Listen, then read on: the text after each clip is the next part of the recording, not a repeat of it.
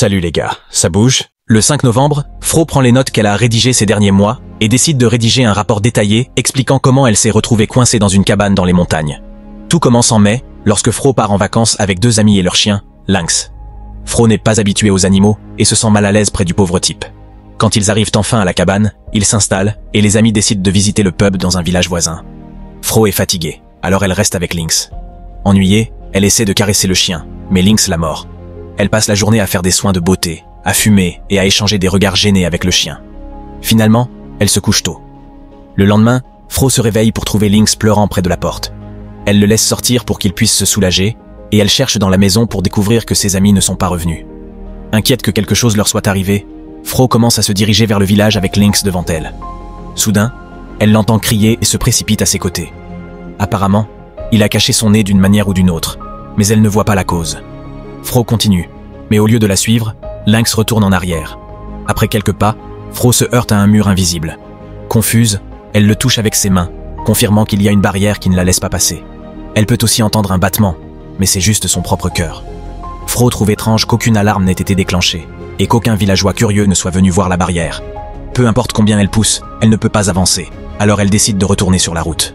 Elle trouve une ferme avec 2 personnes, mais le mur invisible l'empêche d'interagir avec elle. Sa voix ne traverse pas la barrière, et les agriculteurs semblent figés dans le temps, bien que l'eau continue de couler du robinet. Abandonnant, Fro retourne à la cabane, et fume en réalisant que Lynx est maintenant sa seule compagnie. Refusant d'accepter cela, elle retourne sur la route et pousse encore, en vain.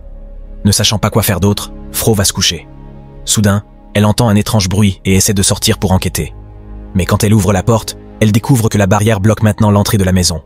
Fro commence à crier, seulement pour se réveiller dans son lit où Lynx la salue déjà. Elle vérifie immédiatement la porte et confirme que tout va bien. Ensuite, elle sort se promener et dans le présent, Fro écrit qu'elle ne se souvient pas de ce qu'elle a fait d'autre ce jour-là. C'est comme si la réalité de la situation mettait son esprit en état de stupeur. Fro retourne également à l'armoire et prend les jumelles de ses amis pour surveiller la région. Le couple à la ferme n'a toujours pas bougé et elle conclut qu'ils sont morts. Pareil pour les villageois. Elle pense à ses amis et se demande si elle aurait dû aller avec eux pour atteindre la fin ensemble. À ce moment-là, Lynx commence à aboyer et s'enfuit. Quand Fro essaie de le suivre, elle découvre qu'il a trouvé une vache. D'abord, elle se cache par peur, mais ensuite, elle s'approche de l'animal et se lie d'amitié avec elle, la ramenant à la cabane pour du lait.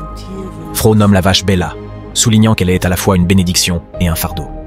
Le jour suivant, Fro monte dans la voiture de ses amis et conduit sur la route vers le village, espérant que la vitesse la laissera passer.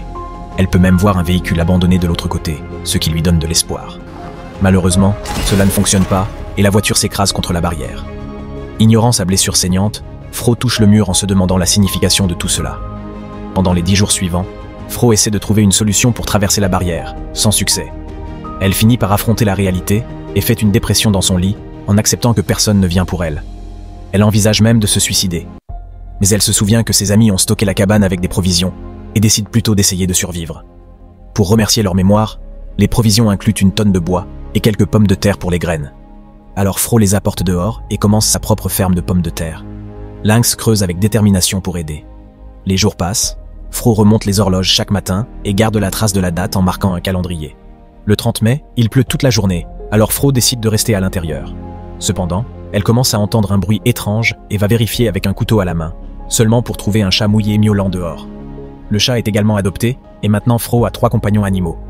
Lynx est devenu son seul ami dans un monde de solitude. Finalement, Fro décide d'essayer de chasser. Elle n'a jamais utilisé une arme à feu auparavant, et lorsqu'elle essaie de tirer sur un cerf, elle se blesse par le recul, et l'animal s'enfuit effrayé. En se promenant, elle retrouve la voiture accidentée et vérifie la radio. Mais la plupart des stations ont des parasites, et une seule diffuse de la musique. Elle trouve également une carte, alors elle décide de la suivre et d'essayer d'atteindre la vallée. Lynx l'accompagne, et ils marchent pendant plusieurs heures jusqu'à ce qu'ils trouvent un camion abandonné. Fro essaie de s'en approcher, mais malheureusement la barrière se met en travers de leur chemin et ils doivent revenir après de nombreuses explorations. En suivant la carte, Fro mémorise les différentes zones à l'intérieur de la barrière. Maintenant, elle peut prendre les routes les plus rapides vers les vallées, ce qui lui permet de partir et revenir dans la même journée sans abandonner les autres animaux trop longtemps.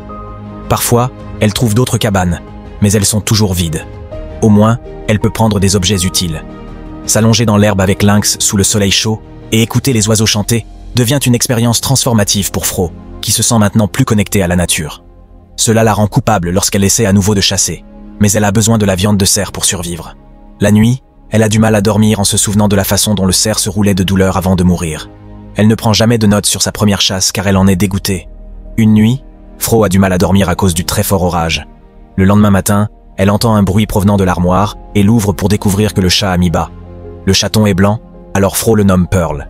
Elle commence comme une petite chose ébouriffée, mais Pearl devient finalement une beauté. Fro réalise qu'elle passe son temps à s'occuper des animaux, pour ne pas paniquer face à sa propre situation, et qu'elle a remplacé les responsabilités de son ancienne vie professionnelle par la responsabilité de prendre soin de ses amis à fourrure. Le 20 juillet, Fro commence à récolter le foin dans la prairie tandis que Lynx la soutient en silence. Cela lui fait mal aux mains et fatigue son corps, mais elle rapporte quand même le foin à la cabane chaque jour. Sur le chemin du retour, elle vérifie toujours la ferme, mais la barrière est toujours là. Entre le temps et ses limitations physiques, il lui faut environ 3 semaines pour récolter toute la prairie. Fro commence à réaliser combien il est difficile de survivre et pleure. Mais elle ne se suicide pas car elle ne veut pas abandonner ses animaux. Elle est frappée par la dépression et il lui faut encore 2 semaines pour sortir à nouveau et vivre dans la forêt. Elle trouve des fruits sur les arbres et d'autres légumes dans le sol, ce qui lui permet de récolter suffisamment de nourriture pour tout l'hiver. Maintenant, Fro et ses animaux de compagnie profitent de repas bien meilleurs.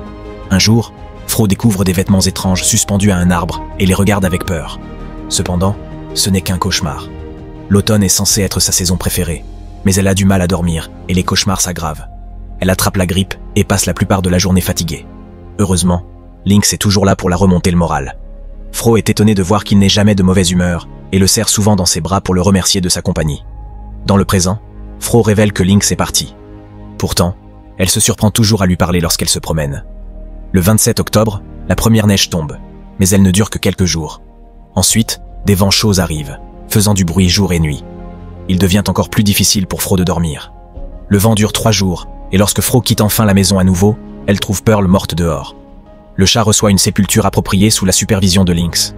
Plus tard, au milieu de l'hiver, Fro voit un renard près du ruisseau et se prépare à tirer. Mais elle ne le fait pas. Elle ne peut pas arrêter de penser à la mort de Pearl, et à comment elle est la seule créature dans la forêt avec le concept de bien et de mal. En fin de compte, elle choisit la miséricorde. Dans la cabane, Fro brosse Bella chaque jour, la considérant comme une sœur.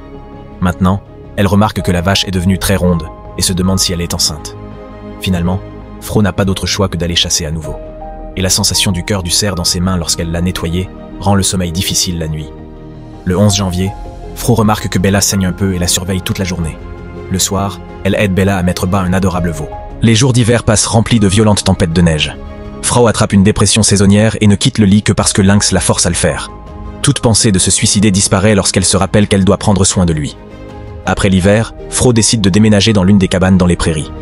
Le 25 mai, elle rassemble tous ses animaux et ils voyagent ensemble pour atteindre leur nouveau domicile. En voyant le beau pâturage, Fro a plus d'espoir pour l'avenir. À partir de ce moment-là, elle vit en paix avec les animaux, les étoiles et la nature qui l'entoure. Ses souvenirs de ces jours sont si frais qu'elle ne prend pas de notes. Pour la première fois, elle se sent apaisée. Le 16 octobre, Fro recommence à prendre des notes et utilise la plupart de son temps pour doubler sa réserve de bois. Ses souvenirs de ces jours sont faibles, et le 10 décembre, elle trouve une entrée qu'elle ne se rappelle pas avoir écrite, disant que le temps passe vite alors que la neige retombe. Fro devient plus philosophique et pense à la façon dont les animaux et les humains sont forcés de vivre leur vie contre leur volonté.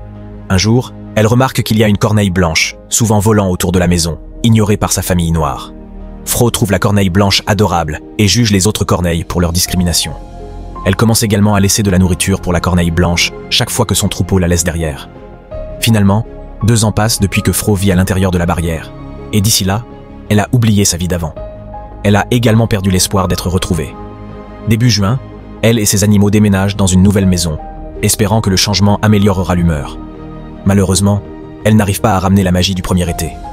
Un après-midi, Fro et Lynx reviennent d'une promenade, et soudain Lynx entend quelque chose près de leur maison, alors il court immédiatement vers cela. Le temps que Fro rattrape, elle est horrifiée de trouver un homme étrange en train de massacrer le fils de Bella avec une hache. Alors que Lynx saute sur l'homme pour l'arrêter, Fro court vers la maison pour trouver son arme. Malheureusement, elle n'est pas assez rapide, et lorsqu'elle sort, Lynx est déjà mort. Furieuse, Fro tue l'homme avant de s'accrocher à Lynx désespéré. Ensuite, Fro porte son petit corps pour l'enterrer en entendant Bella faire des bruits tristes parce qu'elle a trouvé son fils. Le corps de l'homme est jeté du haut de la falaise sans aucun remords, incapable de ressentir quoi que ce soit. Fro part avec Bella et le chat pour une autre maison. Bientôt Fro retourne au travail, et le manque de Jinx signifie qu'elle doit être seule avec ses propres pensées.